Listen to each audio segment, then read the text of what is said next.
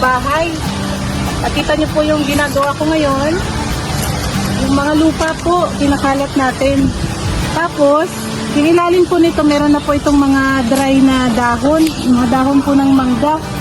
Para bawas po ng kalat, ginaon ko na po doon para maging pataba. Ngayon, marami po tayong mga talong, mga seedlings dito, tsaka ampalaya. Ililipat ko po dito, tsaka doon pa po sa kabila para po lumaki at mapakinabangan natin mga kapromdi.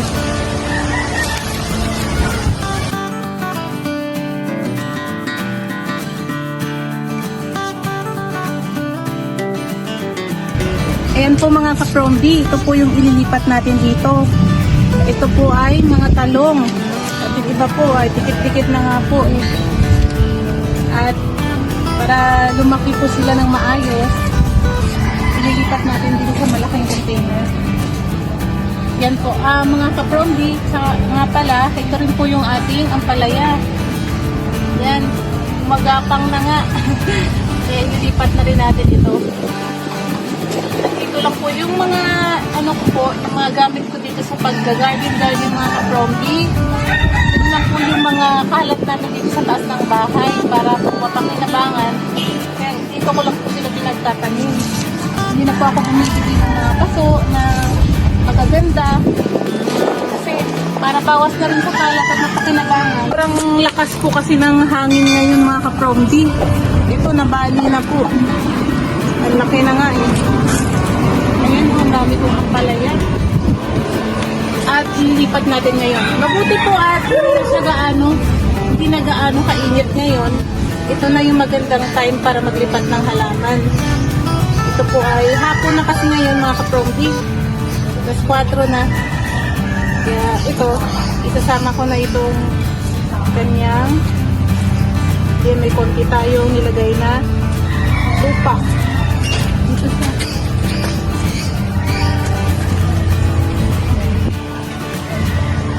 Napakinabangan din yung ating mga kalat. At may ready na po siya ditong gapangan. Gagapang na natin dito. Oops.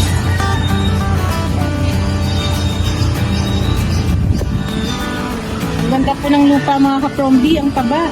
Kasi ito po ay mga nabulok na po na dahon ng mga mangga. Kasi hindi naman, bawal naman tayo magsunog ngayon. Hindi talaga namin sinusunog yun. Kaya, nilalagay lang namin sa isang sulok at pinapabulok po para gawing pataba. Ito, dahan-dahanin na lang natin.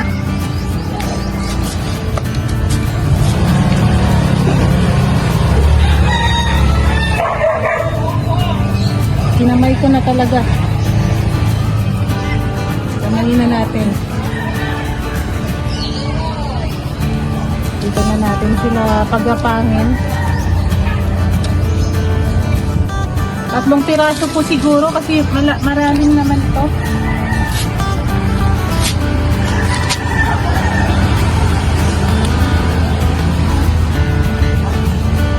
Yan o, gaganda po ng tubo. Mamunga po sila ng marami.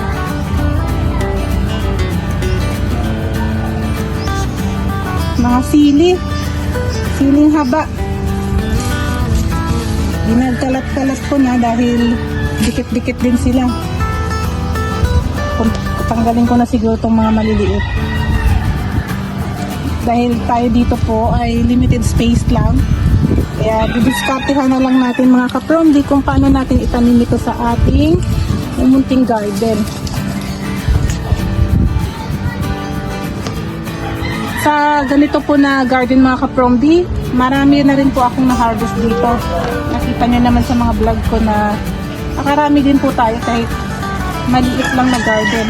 Kaya po kayo, kapag meron po kayong space sa bahay nyo at pwede po pagtaniman, taniman nyo po para makatipid po tayo sa mga sa mga bilihin. Dahil mahal po sa ang mga bilihin ngayon mga kapromdi.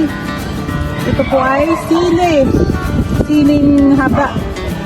Ayan. May kasama pa siyang saluyot. Hindi ko na po tinanggal. Para sama-sama na sila dyan.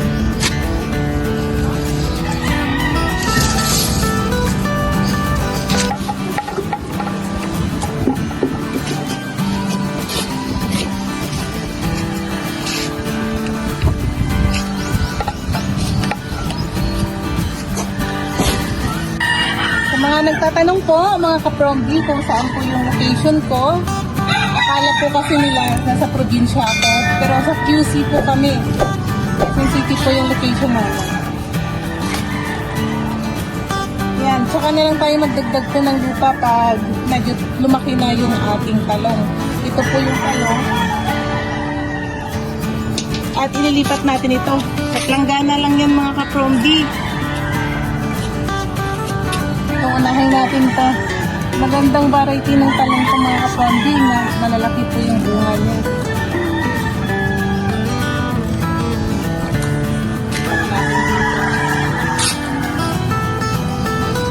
Kasi ang dami na po eh.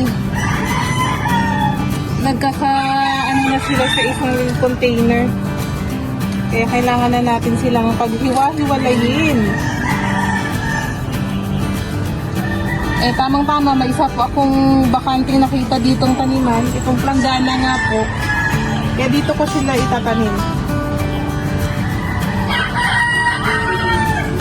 Yan, pag lumaki po, mga 4 na piraso po siguro dito sa isang planggana. Para po, tapos dadagdag tayo ng lupa.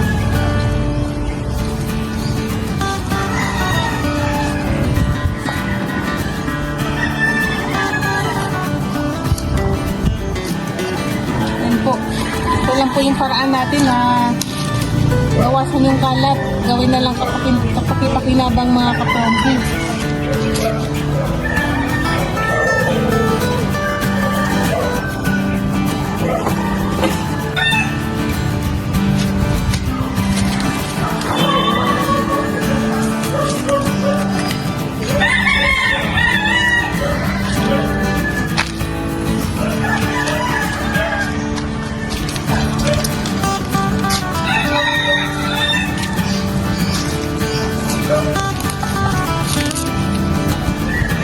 Yan lang muna yung ating update ngayon mga ka-prombi.